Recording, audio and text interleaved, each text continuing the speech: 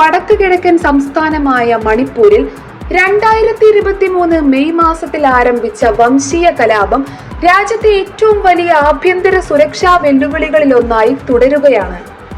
കഴിഞ്ഞ വെള്ളിയാഴ്ച രാത്രിയോടെയാണ് മണിപ്പൂരിലെ താഴ്വാര മേഖലകളിൽ പുതിയ പ്രതിഷേധങ്ങൾ ആരംഭിച്ചത്. ട്രോങ്ലാവോബി സംഭവത്തിൽ 2 കുട്ടികൾ കൊല്ലപ്പെട്ടതിൽ പ്രതിഷേധിച്ചാണ് ഇംഫാൽ ഈസ്റ്റിൽ വലിയ ജനക്കൂട്ടം തെരുവിലിറങ്ങിയത്.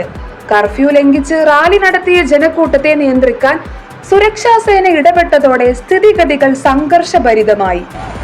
പ്രതിഷേധക്കാർക്കു നേരെ സൈന്യം കണ്ണീർവാതക ഷെല്ലുകളും മോക്ക് ബോംബുകളും ഉപയോഗിച്ചു. സംഘർഷത്തിൽ നിരവധി പേർക്കാണ് പരിക്കേറ്റത്. സംസ്ഥാനത്തെ ഭൂരിപക്ഷ സമുദായമായ മെയ്തേ വിഭാഗവും മലയോര ഗോത്രവർഗക്കാരായ കുക്കി വിഭാഗവും തമ്മിലാണ് പ്രധാനമായും സംഘർഷം നടക്കുന്നത്. ആദിവാസി വിഭാഗങ്ങൾക്ക് പട്ടികവർഗ പദവി നൽകണമെന്ന മെയ്തേ സമുദായത്തിന്റെ ആവശ്യത്തിനെതിരെ നടത്തിയ മാർച്ചാണ് വലിയ കലാപത്തിന് വഴിതെളിച്ചത്. മെയ്തേ സമുദായത്തിന് പട്ടികവർഗ പദവി നൽകുന്നത് പരിഗണിക്കണമെന്ന മണിപ്പൂർ ഹൈക്കോടതിയുടെ ഉത്തരവിനെതിരെ ആദിവാസി വിഭാഗങ്ങൾ നടത്തിയ പ്രതിഷേധ മാർച്ചാണ് ആക്രമാസക്തമായത്. ഇതോടെ പതിറ്റാണ്ടുകളായുള്ള വംശീയ ഭിന്നതകൾ പൊട്ടിത്തെറിയിലേക്ക് നയിച്ചു. കലാപത്തിൽ ഇതുവരെ 260-ലധികം ആളുകൾ കൊല്ലപ്പെടുകയും 1000-ലധികം ആളുകൾക്ക് പരിക്കേൽക്കുകയും 60,000-ലധികം പേർ തങ്ങളുടെ വീടുകളിൽ നിന്നും പലായനം ചെയ്യുകയും ചെയ്തിട്ടുണ്ട്. വീടുകളും ആരാധനാലയങ്ങളും വ്യാപകമായി നശിപ്പിക്കപ്പെട്ടു. സ്ത്രീകൾക്കെതിരെയുള്ള അതിക്രമങ്ങളും വ്യാജ വാർത്തകളുടെ പ്രചാരണവും സ്ഥിതിഗതികൾ സങ്കീർണമാക്കി.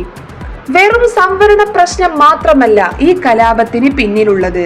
കുടിയേറ്റം, വനഭൂമിയുമായി ബന്ധപ്പെട്ട തർക്കങ്ങൾ, മയക്കുമരുന്ന് മാഫിയയുടെ സ്വാധീനം, മെയ്തേ വിഭാഗത്തിന്റെ രാഷ്ട്രീയ മേധാവിത്വം തുടങ്ങിയ വിവിധ കാരണങ്ങൾ ഈ സംഘർഷത്തിന് ആക്കം കൂട്ടി.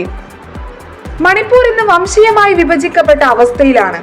ഇംഫാൽ താഴ്വരയിൽ മെയ്തേ വിഭാഗവും മലയോര മേഖലകളിൽ കുക്കി വിഭാഗവും തിങ്ങിപ്പാർക്കുന്നു. കേന്ദ്ര സേനയുടെ സാന്നിധ്യത്തിലും പലയിടങ്ങളിലും ഇപ്പോഴും ആക്രമണങ്ങൾ റിപ്പോർട്ട് ചെയ്യപ്പെടുന്നുണ്ട്. ഇന്റർനെറ്റ് നിരോധനവും കർഫ്യൂവും സംസ്ഥാനത്തിന്റെ സാമ്പത്തിക വിദ്യാഭ്യാസ മേഖലകളെ സാരമായി ബാധിച്ചു. സമാധാനം പുനഃസ്ഥാപിക്കാനുള്ള ശ്രമങ്ങൾ ഇപ്പോഴും വെല്ലുവിളികൾ നേരിട്ടുകൊണ്ടിരിക്കുകയാണ്.